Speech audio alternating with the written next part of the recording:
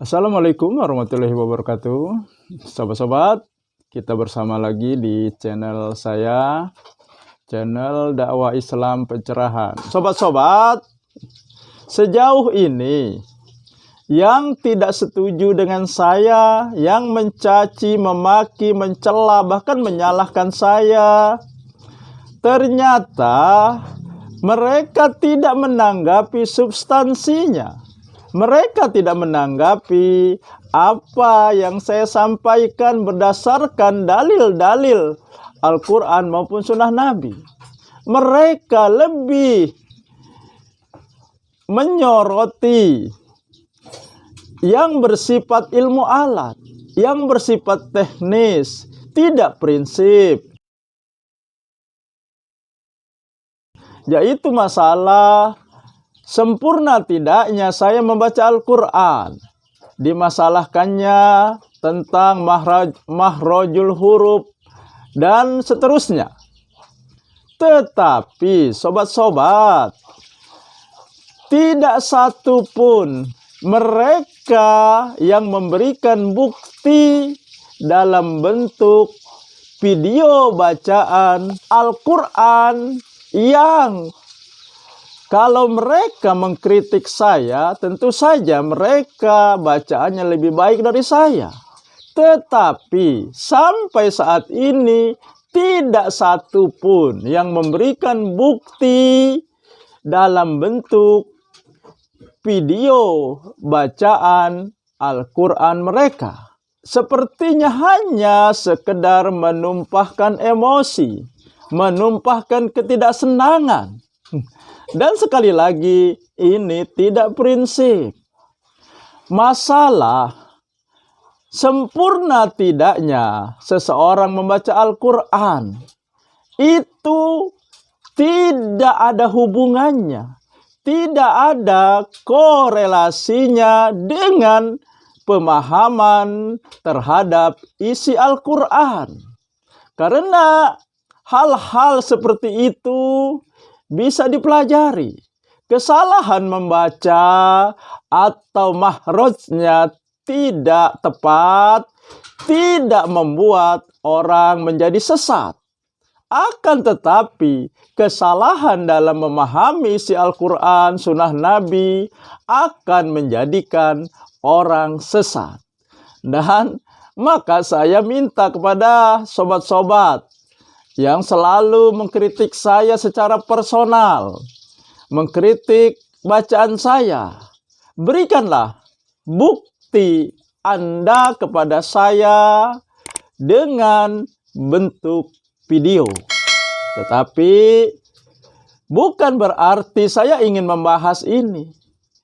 Saya tidak ingin membahas masalah ini. Nah, karena bagi saya, ya ini bukan prinsip. Kesalahan membaca mahrajnya tidak tepat tidak membuat orang berdosa atau yang lebih parah lagi menjadi sesat. Akan tetapi kesalahan pemahaman bisa membuat orang menjadi sesat.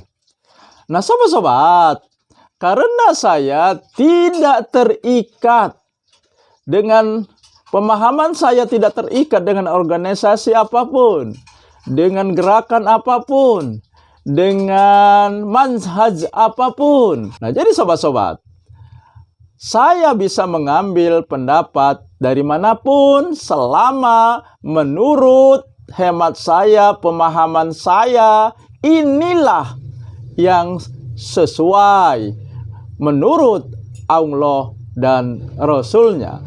Begitu juga dengan penyelenggaraan kematian seseorang. Nah, maka saya mengambil pendapat yang ini menurut saya sesuai dengan Al-Quran dan Sunnah Nabi dalam penyelenggaraan jenazah. Dan saya mengambil pendapat dari kalangan salafi. Dan ini videonya. Nah, Kenapa dia kalau ada jenazah meninggal, mereka harus mentahlili sebanyak 7 hari, nanti sampai 140 hari, 100 hari, setahun. Mereka itu cinta sama yang meninggal dunia sebenarnya. Jadi landasan mereka mengadakan acara tersebut cinta kepada orang yang meninggal. Ini kita husnudzon ya, kita berbaik sangka. Karena ada orang tua yang kadang-kala ngomong sama anaknya, nak kalau ibu meninggal dunia engkau tahlili enggak? Enggak bu, engkau enggak cinta sama ibu kalau gitu.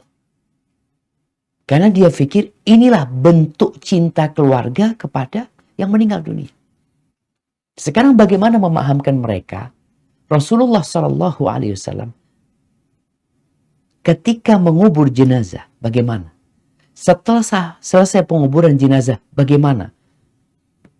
Ketika yang meninggal putrinya Nabi SAW, meninggal Zainab, meninggal cucu bukan cucunya, meninggal anaknya Nabi Ibrahim, meninggal Ruqayyah, meninggal Ummu Kalsum, meninggal Khadijah. Apa yang dilakukan Nabi SAW? Meninggal pamannya Hamzah. Apakah Nabi mengadakan tahlilan? Kalau itu bentuk cinta. Karena ada yang lebih parah lagi ya. Ketika tidak mengadakan acara seperti itu dianggap masa seperti bangkai. Dikubur selesai. Ini kan kalau dikasih permisalan seperti ini, orang kan iya ya, masa kayak kucing mati dikubur selesai, nggak didoain. Apakah benar Nabi ketika mengubur Hamzah itu seperti bangkai? Kalau pandangannya seperti bangkai. Nabi loh, alaihissalatu wassalam, menguburkan sahabatnya, banyak puluhan sahabat yang meninggal dunia. Ketika Uhud itu 70 lebih yang meninggal dunia. Apa yang dilakukan Nabi alaihissalatu wassalam? Bikin acara di rumah. Tidak, jemaah. Makanya kalau kita udah melihat perselisihan seperti ini, mungkin ada ulama yang membolehkan, ada ustadz yang mengatakan nggak apa-apa, ada kitabnya, macam-macam sudah nggak akan ketemu. Udahlah, kita kayaknya nggak akan ketemu kalau berdialog seperti ini. Gimana sekarang kita ngurus jenazah seperti Nabi alaihissalam mengurus jenazahnya Hamzah. Selesai sudah. Itu contoh. Kurang kuat, oke lah. Bagaimana Abu Bakar ngurus jenazahnya Nabi Muhammad SAW? Nabi yang meninggal nih. Yang ngurus Abu Bakar. Kurang kuat. Gimana Umar bin Khattab mengurus jenazahnya Abu Bakar Siddiq? Kurang kuat. Udah. Gimana Imam Syafi'i? Diurus jenazahnya oleh murid-muridnya. Maka dengan seperti itu tadi kita insya Allah nggak akan terlalu ribut. Cuma sebagai anak hanya bisa menyampaikan. Nah jadi sobat-sobat, saya berharap setelah video ini saya upload, tidak lagi tuh ya yang menanggapi yang tidak substansi. Mari kita berdiskusi, kita berdebat secara ilmiah yang berdasarkan dalil maupun argumentasi. Demikian sobat-sobat. Semoga ini menginspirasi dan mencerahkan. Nasrum minallahi wa qarib. Wassalamualaikum warahmatullahi wabarakatuh.